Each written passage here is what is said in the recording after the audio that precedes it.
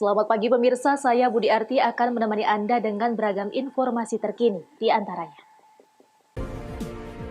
Puluhan rumah warga di Labuhan Batu rusak akibat banjir. Langgar protokol kesehatan Mendagri tegur Paslon Ahyar Salman.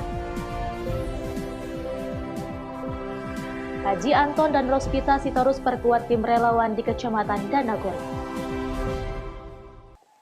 Selain cuplikan berita tadi, kami juga akan menghadirkan beragam informasi lainnya. Pemirsa, kita jelang sumut hari ini pagi selengkapnya.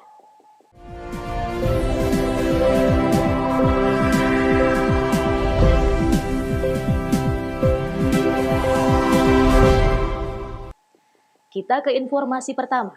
Pemirsa, akibat dampak banjir yang terjadi di Kecamatan Marbau, sedikitnya 80 rumah warga, fasilitas ibadah dan fasilitas pendidikan mengalami rusak ringan. Tak hanya itu, puluhan hewan ternak warga juga mati akibat terjangan air yang mencapai ketinggian hampir 2 meter.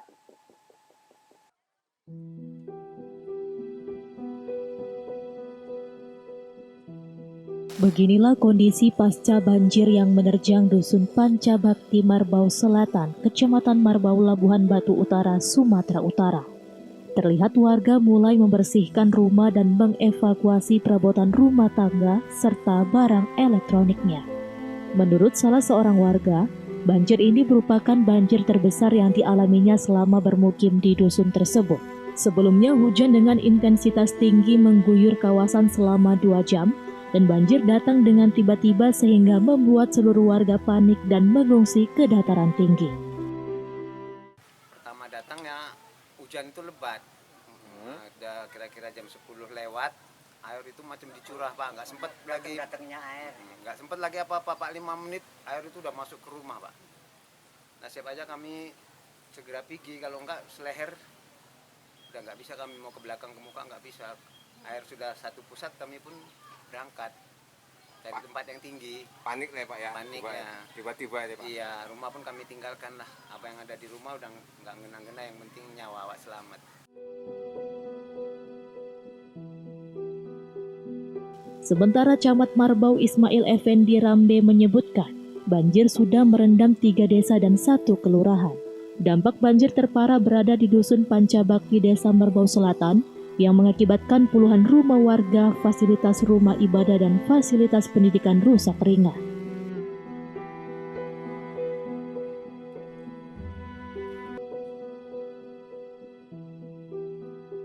Tak hanya itu, puluhan ternak warga juga mati akibat terjangan air yang mencapai hampir 2 meter tersebut, sehingga mengakibatkan kerugian mencapai ratusan juta rupiah. Di Kecamatan Marbau ada 3 desa, 1 kelurahan.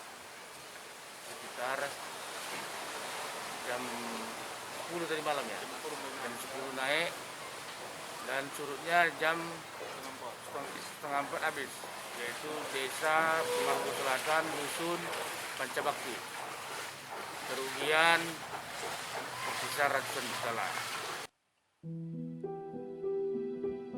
Selain sudah merendam 3 desa dan 1 kelurahan, banjir juga diprediksi akan merendam 3 desa lainnya yang berada di hilir, yakni Desa Belungkut, Parepare Hilir, dan Tubira. Ucok Sitorus melaporkan untuk Eva Rina TV.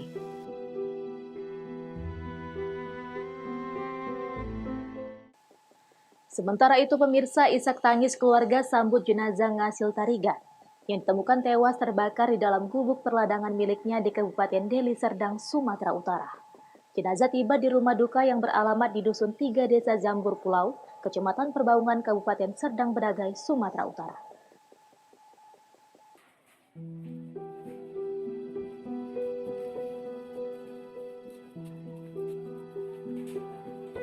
Beginilah suasana di kediaman korban. Tampak kerabat dan para pelayat lainnya memadati kediaman korban untuk memberikan ucapan bela sungkawa kepada keluarga atas meninggalnya Ngasil Tarigan yang diduga tewas dibunuh. Menurut anak korban, Edi Suranta Tarigan, ayahnya selama ini tinggal di gubuk perladangan kopi miliknya untuk menjaga tanaman kopi warisan. Dirinya terkejut mendapat kabar bahwa orang tuanya telah meninggal dunia Ia juga sempat melihat luka bakar di tubuh korban serta bekas luka di bagian kepala dan tangan.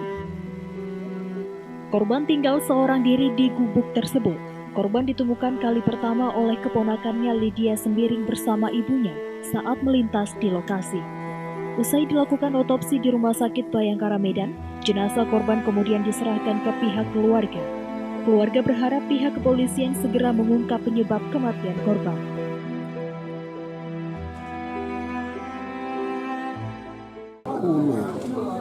Iya, tanggal 10 pagi jam 9 aku dapat kabar dari kampung.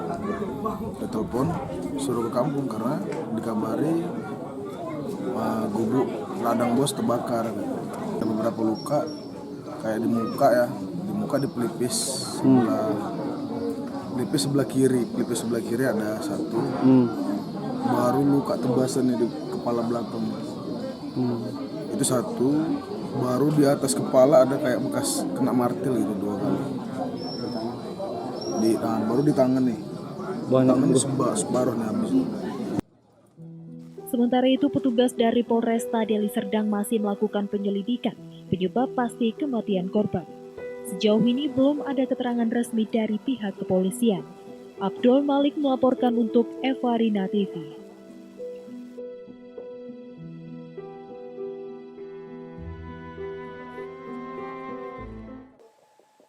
Pemirsa, baru keluar 4 bulan dari penjara saat program asimilasi wabah COVID-19 dari Kementerian Hukum dan HAM Lapas Kelas 2 Tanjung Balai. AB terpaksa diamankan Satuan Polsek Tanjung Balai Utara karena mencuri sebuah televisi dan gitar.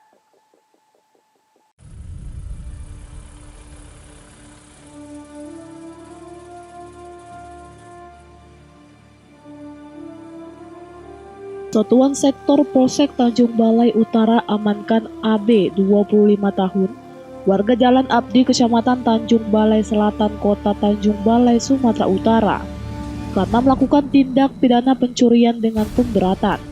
AB bersama rekannya AF mendapat asimilasi keluar dari Lapas Kelas 2 Tanjung Balai, Sumatera Utara, melakukan pencurian televisi dan gitar dengan cara merusak dinding rumah korban dengan menggunakan obeng.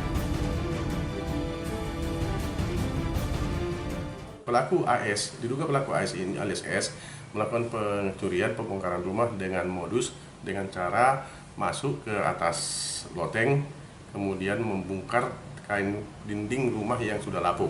Lalu kemudian temannya yang inisial EG sudah kita identifikasi dan sekarang lagi kita kejar untuk melakukan penangkapan. Apa benar dua tersangka ini simulasi itu, Bang? Benar, ya. Untuk tersangka EG adalah pelaku pencurian yang sudah residivis yang sudah dilepas tahun 2019.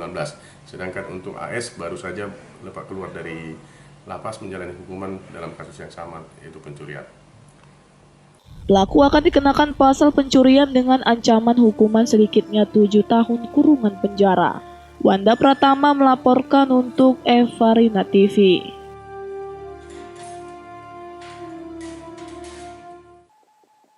Seputar ini masih akan kembali sesaat lagi, tetaplah bersama kami.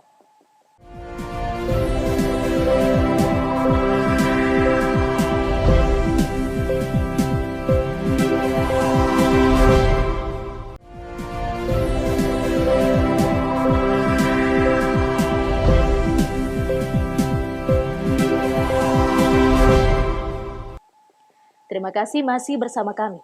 Pemirsa, Menteri Dalam Negeri Tito Karnavian memberi teguran tertulis kepada Akhyar Nasution karena dinilai melanggar protokol kesehatan saat mendaftar sebagai bakal calon kepala daerah ke KPU Medan. Selain Akhyar, total ada 72 kepala daerah di Indonesia yang kembali maju dalam Pilkada 2020 ditegur karena melanggar protokol kesehatan saat mendaftar ke KPU.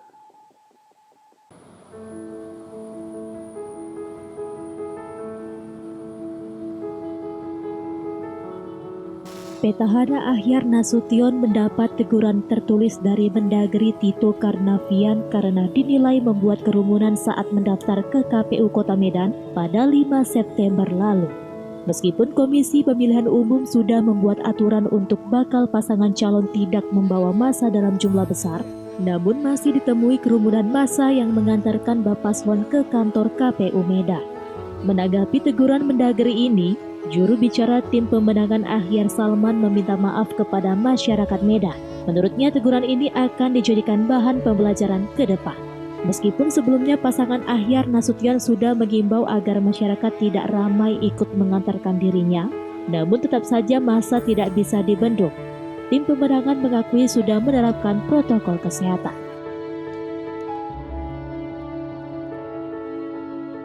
Sebenarnya dari awal kita sudah antisipasi. Dalam pembahasan awal memang kita sudah mengharapkan agar tidak ada terjadi kerumunan massa.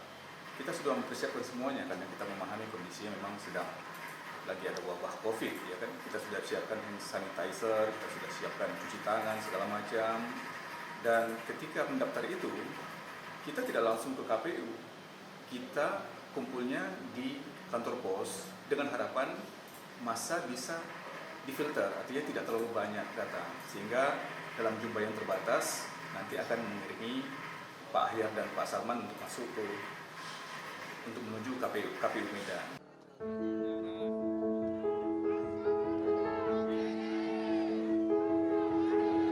Daniel Pekwali melaporkan untuk Eva Arena TV.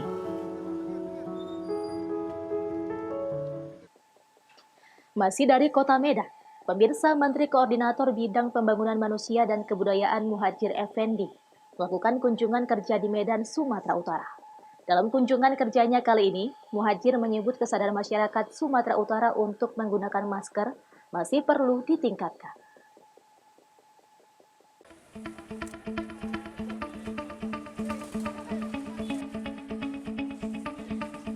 Dalam kunjungan kerjanya di Medan kali ini, Menko PMK Muhadjir Effendi menyempatkan diri membagikan masker di depan kampus Universitas Muhammadiyah Sumatera Utara di Jalan Mukhtar Basri.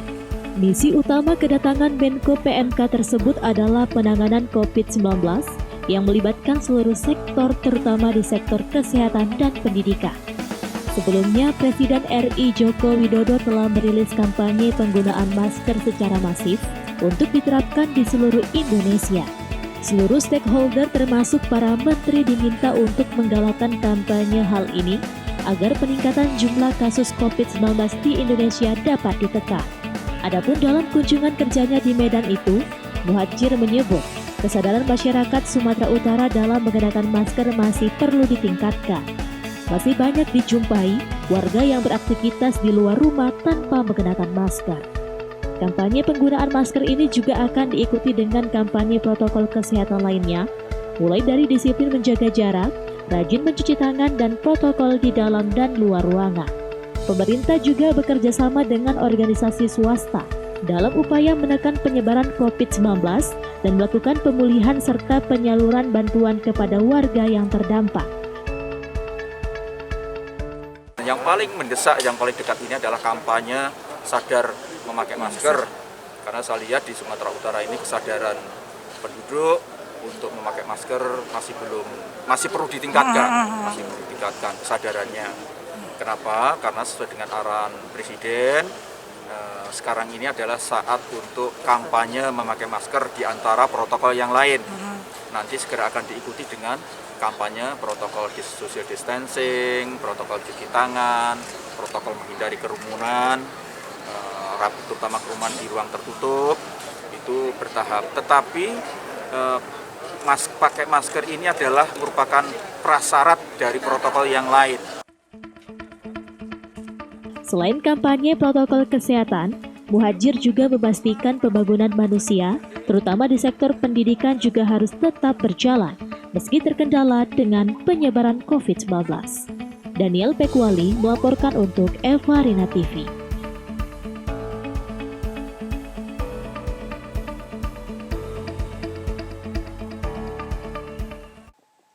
Sementara itu, pemirsa, 3 pemuda di Kelurahan Kedai Ledang, Asahan, Sumatera Utara diamankan warga karena mencuri ikan hias. Atas perbuatannya, ketiga pelaku membuat surat perjanjian tidak melakukan perbuatan serupa di hadapan petugas.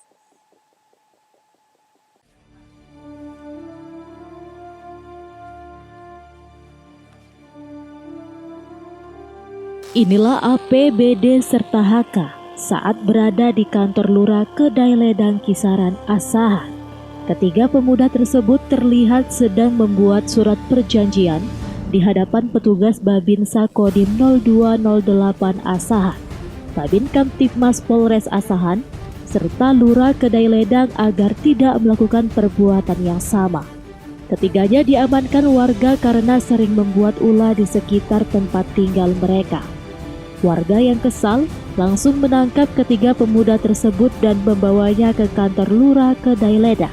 Setelah diinterogasi petugas, ketiganya mengakui perbuatannya melakukan pencurian ikan hias. Warga mengaku resah dan mencurigai bahwa ketiganya merupakan pelaku pencurian yang kerap terjadi di rumah mereka. Sebagai hukuman, ketiganya tidak dibawa ke kantor polisi, namun berjanji akan beribadah ke masjid setiap waktu.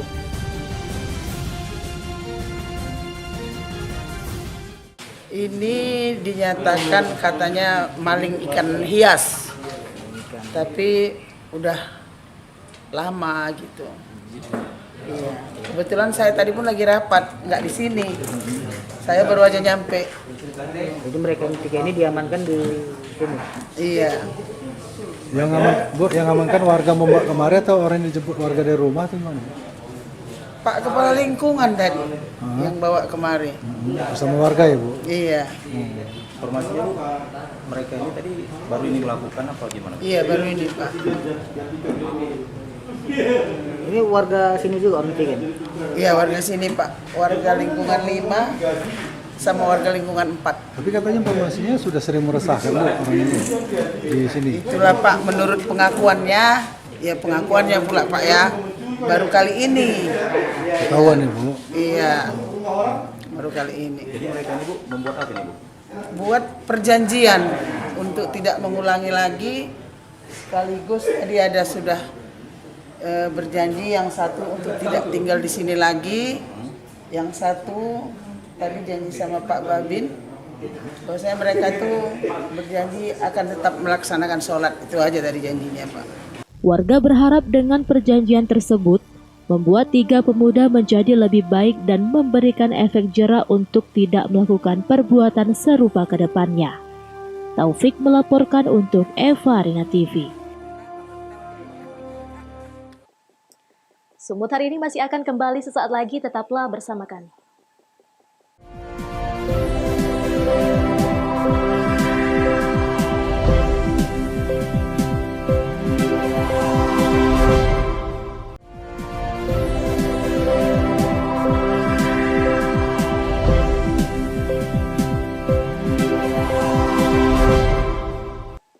Terima kasih masih bersama kami.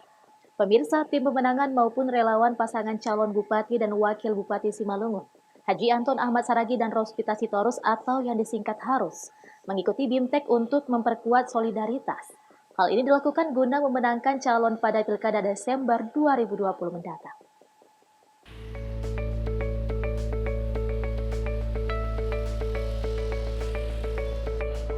Guna mencapai satu visi dan misi memenangkan pasangan calon Bupati dan Wakil Bupati Kabupaten Simalungun, Haji Anton Ahmad Saragi dan Rospita Sitorus atau yang disingkat HARUS, pada Pilkada Desember 2020 mendatang.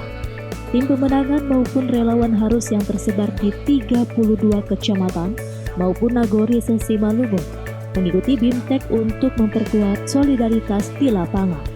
Kegiatan yang dilakukan di posko relawan Jalan Asahan dihadiri langsung oleh Haji Anton Ahmad Saragi dan Rospita Sitorus untuk memberikan arahan terkait mekanisme maupun strategi kinerja tim di lapangan guna mencapai visi dan misi memenangkan pilkada untuk Kabupaten Simalungun menjadi lebih baik lagi. Pasangan Haji Anton Ahmad Saragi dan Rospita Sitorus ikut bertarung pada Pilkada Simalungun untuk periode 2021 sampai 2024, diusung oleh PDI Perjuangan dan didukung oleh Partai Amanat Nasional, Partai Nasdem, serta Partai Persatuan Pembangunan. Dosi Simpar Mata melaporkan untuk Eva Rina TV.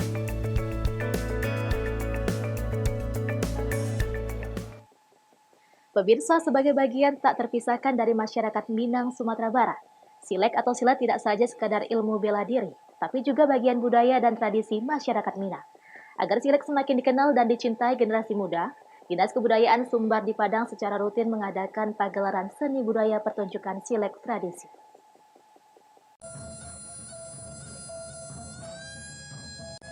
Sebagai upaya melestarikan tradisi silat atau silek, di Ranah Minang, Unit Pelaksana Teknis Daerah Taman Budaya Dinas Kebudayaan Sumatera Barat secara rutin menggelar pertunjukan seni budaya galanggang silek tradisi di Taman Budaya Padang. Silek tradisi ini bertujuan bukan untuk kompetisi tapi lebih menunjukkan berbagai bentuk seni silek dari berbagai perguruan pencak silat yang ada di Sumbar. Kepala UPTD Taman Budaya Padang Muasri menyebutkan, pergelaran seni dan budaya silek tradisi ini merupakan agenda rutin Dinas Kebudayaan Sumbar. Setidaknya ada 23 perguruan silek dari 10 kabupaten dan kota di Sumatera Barat yang ikut dalam pertunjukan silek tahun ini. Tapi ini yang kita laksanakan kategori silek tradisi tidak dipertandingkan. Tujuan kita, kalau dipertandingkan ada kalah yang menang dan menang. Makanya tidak semua perguruan berani ikut. Tapi dengan mempergelarkan semua bentuk silat yang ada di perguruan-perguruan tanpa kita lombakan. Mereka bisa saling belajar, ada yang telah dikembangkan sileknya, ada yang masih sangat tradisi. Dan itu kita apresiasi.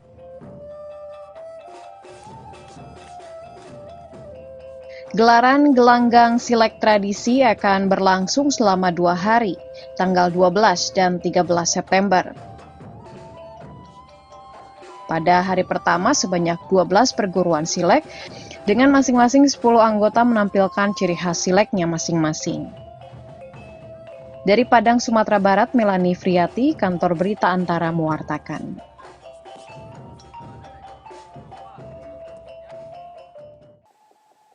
Pemirsa, demikianlah rangkaian informasi dalam Sumut hari ini pagi ini. Saya Budi Arti mewakili kerabat kerja yang bertugas pamit undur diri. Terima kasih atas kebersamaan Anda dan sampai jumpa.